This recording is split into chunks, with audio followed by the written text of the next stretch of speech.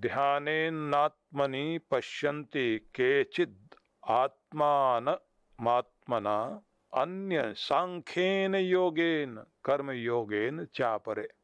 उस परमात्मा को कितने ही मनुष्य जो शुद्ध हुई बुद्धि से ध्यान के द्वारा हृदय में देखते हैं, अन्य कितने ही ज्ञान योग के द्वारा और दूसरे कितने ही कर्म योग के द्वारा उस परमेश्वर को देखते हैं अर्थात प्राप्त करते हैं।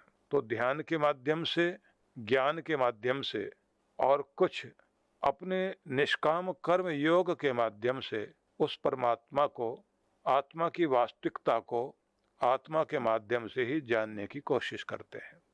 तो कुछ साधक ध्यान योग के द्वारा आत्मा में आत्मा को आत्मा के द्वारा ही देखते हैं, कुछ ज्ञान योग से और कुछ कर्म योग के द्वारा देखते हैं या कहिए प्राप्त करते हैं। तो यह भाव हुआ कि स्वयं को स्वयं के द्वारा स्वयं में देखना।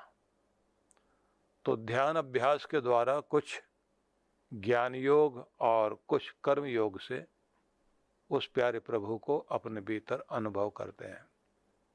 अपने भीतर झांकने के लिए ध्यान योग, ज्ञान योग, कर्म योग कोई भी प्रयोग हो, पर स्वयं को जानना, दुनिया में रमे रहते हैं अपने भीतर क्या है, यह जानने के लिए व्यक्ति के पास में समय नहीं होता।